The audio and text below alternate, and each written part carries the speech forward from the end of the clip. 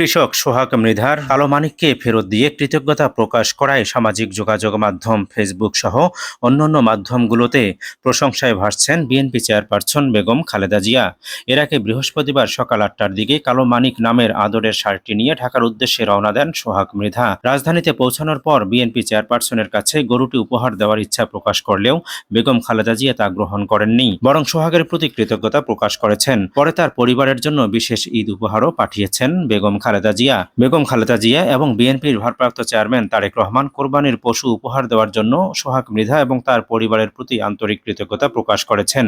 দলীয় চেয়ারপারসনের পক্ষ থেকে তাকে ঈদ উপহার এবং তাকে সামনে বসিয়ে খাবার খাওয়ানো হয়েছে। সোহাগ মৃধার পরিবারের সদস্যরা জানিয়েছেন, কালো মানিক নামের শাড়িটির ওজন প্রায় ৩৫ মণ, দৈর্ঘ্য ১০ ফুট এবং উচ্চতা ৫ ফুট ৪ ইঞ্চি। কুচকুচে কালো রঙের হওয়ায় স্থানীয়রা এবং তার পরিবারের সদস্যরা তার নাম রেখেছিলেন কালো মানিক। শাড়িটির জন্য ১০ লক্ষ টাকা দাম উঠলেও সোহাগ তা বিক্রি করেননি। ২০১৮ সালের শেষ দিকে স্থানীয় চৈতা বাজার থেকে মাত্র ১,৩৭,০০০ টাকায় একটি ফ্রিজিয়ান গাভী কেনেন সোহাগ। সপ্তাহ না যেতেই গাভীটি একটি বাছুর প্রসব করে।